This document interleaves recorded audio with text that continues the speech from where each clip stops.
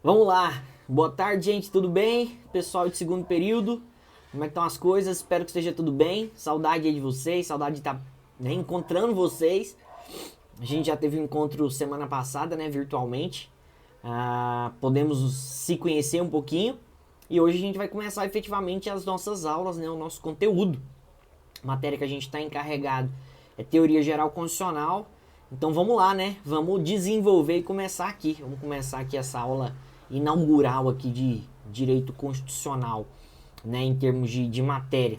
Até antes disso, deixar um versículo para vocês. Em Romanos 8,31 diz que se Deus é por nós, quem será contra nós? É isso que eu falo para vocês, que vocês tenham esse versículo e tomem ele como uma palavra de ânimo, como uma palavra de fortalecimento, que nesse tempo tão difícil, que olha, pode estar acontecendo o que for. Quando Deus está com a gente, quando Deus é com a gente, nada pode nos fazer mal, nada pode nos vencer. Em nome de Jesus, Deus está contigo, meu irmão e minha irmã. Vamos lá.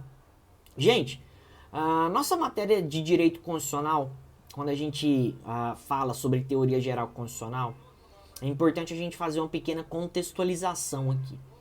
O que é uma Constituição? Ou para que serve uma Constituição? Qual que é o sentido de um país ter uma Constituição? Né? Qual que é a importância dela? E aí, a gente precisa necessariamente fazer um contexto histórico e falar sobre o constitucionalismo. O que é o constitucionalismo? Constitucionalismo é um processo histórico, tá? Em que foram sendo desenvolvidas constituições ao longo do tempo. Quando a gente fala de constitucionalismo, eu queria que vocês entendessem que constitucionalismo é o processo, tá? É o processo histórico, é o processo ideológico, é o processo político de limitação do poder do Estado, beleza? O constitucionalismo é um processo histórico, ideológico, político em que se busca limitar, restringir, frear a atuação do Estado, garantindo assim às pessoas, aos cidadãos, os seus direitos fundamentais, garantindo que todas as pessoas pudessem ter direitos fundamentais e liberdades individuais. Beleza? Então vamos lá, fazendo um contexto histórico. Antigamente, desde a Idade Antiga, o mundo ele era, digamos assim, tomado por estados absolutistas, em que o Estado ele era absoluto, ele era soberano, e esse Estado absoluto e soberano ele era representado pela figura de reis, imperadores, até mesmo, né, antigamente, né, no Egito, vamos colocar assim, né, faraós. Mas o Estado ele era absoluto, sendo concentrado todo o poder nas mãos de uma pessoa. O rei, ou o imperador, ou o faraó, ou a pessoa que governava determinado país representava a figura do Estado, tendo todo o poder nas suas mãos. Por isso que essa era chamada de Estado absoluto. Esse governador ele controlava todas as ações e ele determinava tudo que o povo podia ou não fazer. E não era oportunizado, não era disponibilizado para as pessoas liberdades individuais e não era também disponibilizado para as pessoas direitos para elas fazerem aquilo que elas quisessem. Por exemplo, antigamente, na Idade Antiga, ou até mesmo na Idade Média, vamos colocar assim, as pessoas não tinham um direito estabelecido para a saúde, um direito estabelecido, por exemplo, para a previdência social, um direito estabelecido, por exemplo, por questões econômicas, não tinham direitos regulamentados, por exemplo, sobre ir e vir, direitos sobre não ser preso em qualquer situação, direitos à violação da sua casa, ou seja, não existiam direitos determinados para as pessoas. Quem estabelecia tudo e quem determinava era somente o governador, era somente o governante da época, que era, né, que representava a figura do Estado e era um Estado absoluto. Então o que foi acontecendo? À medida do tempo, e aí eu falo desde a Idade Antiga, foi surgindo a necessidade de se estabelecer algumas regras. Ficou necessário com que a população, ela, né, a sociedade da época, ela clamasse para ter direitos regulamentados, para ter direitos previstos. Ou seja, esse Estado absoluto, ele começa a não ser mais visto com bons olhos. Começa a surgir, né, um clamor das pessoas para que elas pudessem ter direitos, liberdades, para que não fosse tudo decidido, né, por esse líder da época, né, pelo esse Estado absoluto, por esse imperador e por esse rei. Então, quando a gente fala de constitucionalismo, eu queria que vocês tivessem a ideia. O constitucionalismo surge para limitar, para restringir os poderes do Estado, para que o Estado ele não fosse absoluto, para que não ficasse todo o poder soberano e absoluto nas mãos do Estado, para que o Estado tivesse a sua atuação freada e o povo pudesse ter as suas liberdades e direitos. Quando que surge o constitucionalismo? O constitucionalismo ele surge primeiramente na Idade Antiga. A primeira noção, o primeiro, né, dado histórico que a gente tem do constitucionalismo é em relação ao povo hebreu, tá? A primeira ideia, o primeiro traço histórico de constitucionalismo é do povo hebreu, onde os profetas eles fiscalizavam as ações dos reis. Então, a primeira noção de constitucionalismo que nós temos é em relação ao povo hebreu, onde os profetas, os sacerdotes, eles fiscalizavam as ações do rei.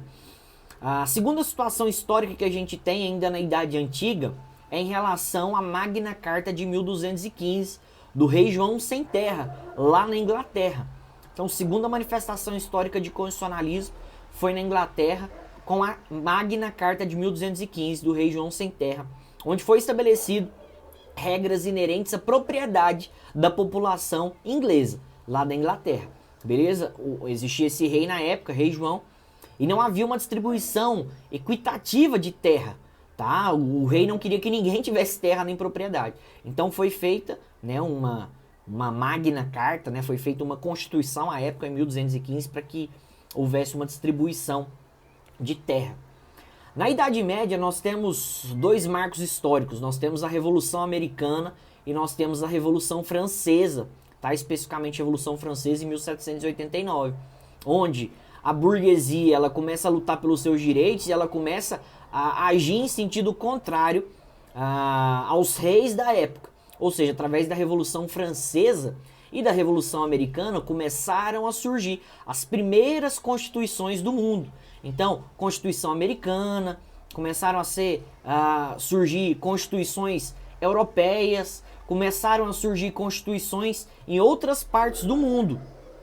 E nessas constituições, o Estado tinha limitações, o Estado tinha regras onde ele deveria seguir e começaram a surgir os primeiros direitos fundamentais e liberdades individuais do ser humano. Ou seja, foram a partir desses eventos que foram começadas a ser criadas as constituições. Então, Estados Unidos passou a ter a sua constituição, o México passou a ter a sua constituição, Brasil passou a ter a sua constituição em 1824, a primeira constituição, a Itália passou a ter a sua primeira constituição. Ou seja, principalmente, e aí vamos colocar aqui, né, principalmente na Idade Média, depois da Revolução Americana e a Revolução Francesa, as primeiras constituições foram surgindo no mundo. E quando eu falo constituições, leis escritas, tá, gente? Constituições mesmo. Constituições que estabelecem regras, que estabelecem normas, que estabelecem direitos, que estabelecem deveres.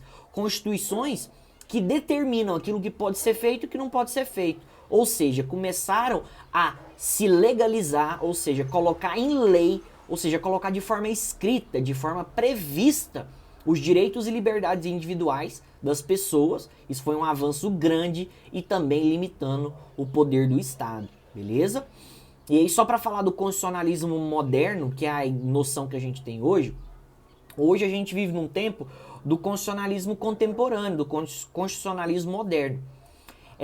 Vocês vão ouvir muito essa expressão ainda, que é o chamado neoconstitucionalismo, tá? Neo de novo, então novo constitucionalismo.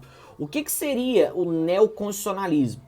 O neoconstitucionalismo, que é o novo ou atual constitucionalismo, ele toma por base a ideia, a necessidade de se incorporar o denominado Estado de Direito Constitucional ou Estado Constitucional de Direito. O neoconstitucionalismo ele tem por base que a Constituição ela deve influenciar todo o ordenamento jurídico. Tudo deve ser analisado perante a Constituição Federal. Esse novo constitucionalismo, a Constituição Federal, ela tem papel essencial, papel marcante, papel imprescindível na sociedade. Tudo tem que ser analisado perante a ótica da Constituição. Tudo deve ser analisado perante a ótica constitucional. Ou seja, a Constituição Federal é o filtro para todas as coisas, é o filtro para as demais normas. Ou seja, no neoconstitucionalismo, a Constituição ela adquire um valor mais importante do que o normal. Ou seja, as normas constitucionais elas passam a ter uma importância maior. Os princípios constitucionais começam a ser mais valorizados. Ou seja, o conteúdo constitucional passa a ganhar mais destaque no ordenamento jurídico porque ele passa a ser analisado frente a tudo que acontece. Exemplo disso, a extrema valorização do princípio da dignidade da pessoa humana. É um princípio, certo? É um princípio, mas está previsto na Constituição. E como no neoconstitucionalismo a Constituição Federal ela tem que inspirar, ela ajuda, tá? Toda a formação do ordenamento jurídico e também na sociedade, ou seja, o Estado ele tem que se pautar pela Constituição e as decisões da sociedade têm que ser baseadas na Constituição, até mesmo princípios que têm um caráter um tanto quanto abstrato passam a ter maior relevância. Ou seja, no neoconstitucionalismo impera o valor da justiça. A justiça tem que sempre prevalecer, beleza?